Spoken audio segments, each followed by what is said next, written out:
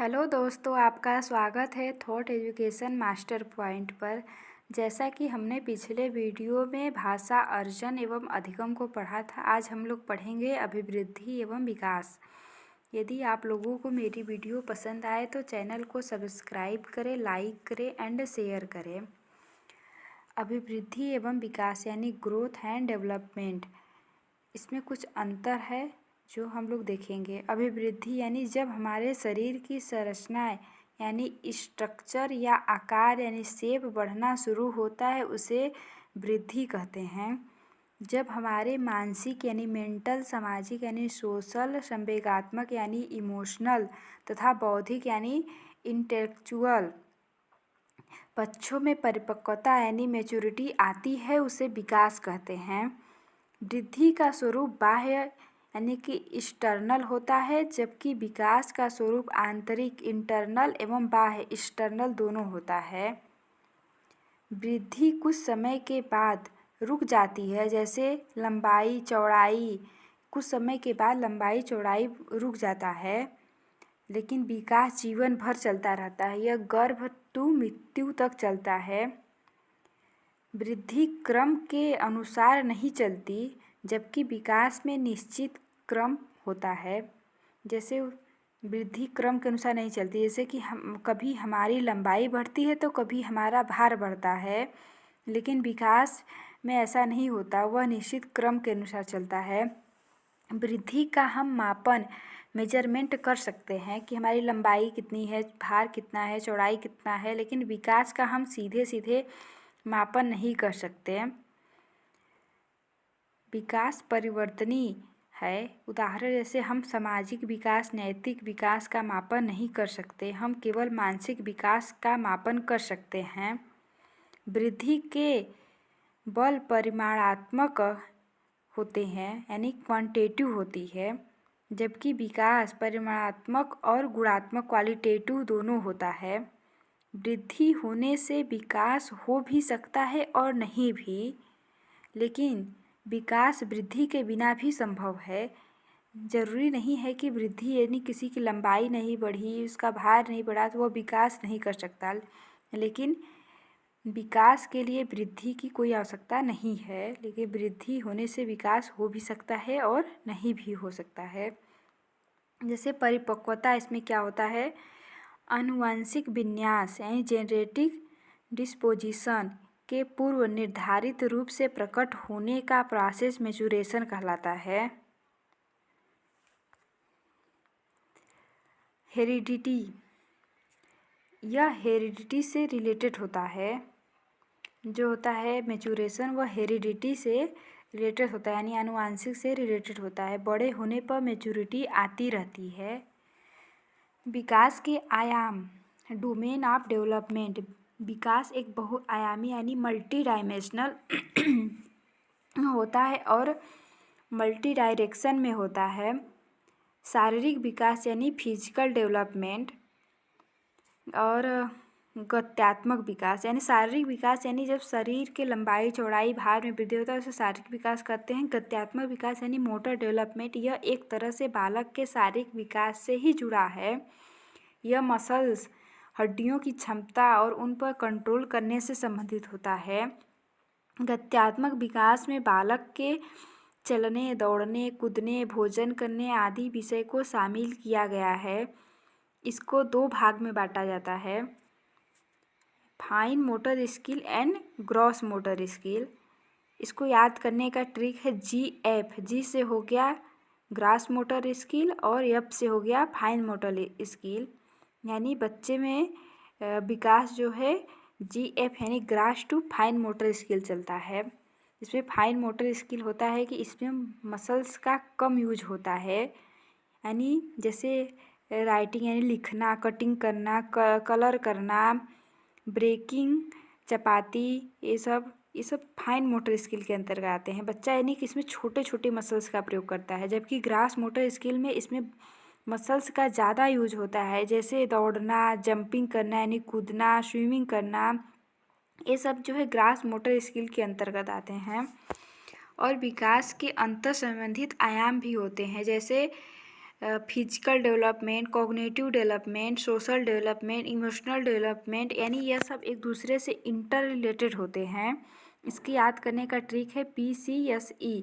P से हो गया फिजिकल डेवलपमेंट, C से हो गया कॉग्निटिव डेवलपमेंट, S से हो गया सोशल डेवलपमेंट और E से हो गया इमोशनल डेवलपमेंट। मानसिक विकास, संज्ञानात्मक विकास एक ही होता है, इसमें सामाजिक विकास होता है और सांवेगिक विकास होता है, नैतिक विकास होता है, भाषा विकास होता है, यानी यह सब एक दूसरे से इंटर रिलेटेड होते हैं। यह सब विकास के आयाम होते हैं। बाल विकास के कुछ सिद्धांत है। प्रिंसिपल ऑफ चाइल्ड डेवलपमेंट, समान प्रतिमान का सिद्धांत यानी प्रिंसिपल ऑफ सिमिलर पैटर्न। इसके अनुसार प्रत्येक जाति अपनी ही जाति के अनुरूप के विकास के प्रतिमान का अनुसरण करती है। और जैसे मानव हो गए, हाथी हो गया, यह सब प्रत्येक जाति अपनी जाति के अनुरूप के विकास के प्रतिमान का अनुसरण। दूसरा हो गया विकास की दिशा का सिद्धांत, प्रिंसिपल ऑफ डायरेक्शन। विकास की दिशा सिर से पैर की तरफ होती है। जब हमारी विकास की दिशा सिर से पैर की तरफ होती है तो इसे मस्काधुमुखी यानी कि सेफ्लोकॉर्डल भी कहते हैं। दूसरी तरफ जब हमारे विकास का क्रम मध्य से शुरू होकर बाहर यानी केंद्र से शुरू होकर परिधि की तरफ होता है, यह समीप दूरभिमुखी यानी प्रॉक्सिमोडिस्टल कहलाता है। अतः कह सकते हैं कि विकास क्रमिक होता है। निरंतरता का सिद्धांत, प्रिंसिपल ऑफ कंटिन्यूटी। विकास कभी न रुकने वाला प्रक्रिया है। यह जीवन प्रयत्न चलने वाली प्रक्रिया है, केवल इसकी गति मंद और तेज होती है। अगला है अनिरंतरता यानी डिसकंटिन्यूटी। विकास के प्रोसेस के दौरान उभरने वाले नए तरीके जो संसार को समझने में हेल्प करते हैं, वही विकास का अनिरंतरता सिद्धांत कहलाता है। पांचवा है सामान्य से विशिष्ट क्रियाओं का सिद्धांत, principle of general to specific response. हमारा विकास सदैव सामान्य से विशिष्ट क्रियाओं की ओर चलता है, न कि विशिष्ट से सामान्य की ओर। उदाहरण जैसे उठना, बैठना, चलना, दौड़ना। और छठवां है पूर्वानुमान का सिद्धांत, प्रिंसिपल ऑफ प्रेडिक्टेबिलिटी। यानी विकास का कुछ हद तक पूर्वानुमान लगाया जा सकता है, लेकिन सभी बच्चों के विकास की दर अलग अलग होती है। सभी अलग अलग तरीके से विकास करते हैं, लेकिन उनके विकास का पूर्वानुमान हम लगा सकते हैं।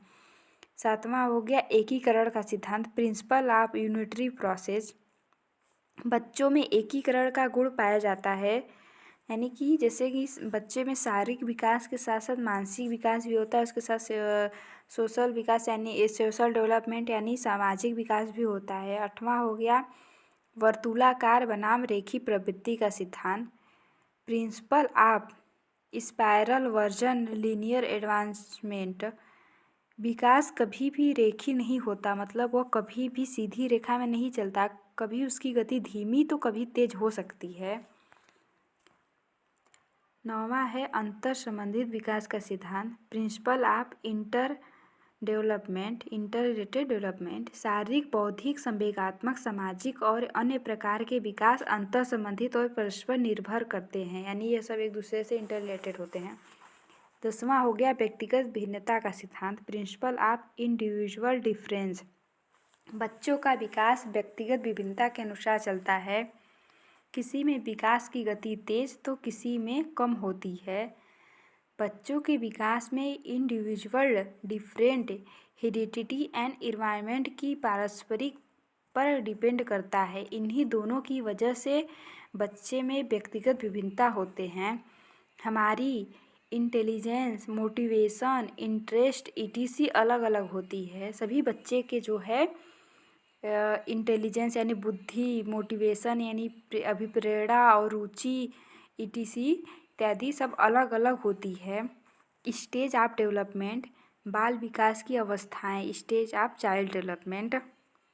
बाल विकास की अवस्थाएं, पहला जो है प्रसव से पूर्व की अवस्था यानी प्री नेटल स्टेज। यह 9 महीने या 280 दिन का होता है या 40 सप्ताह का होता है।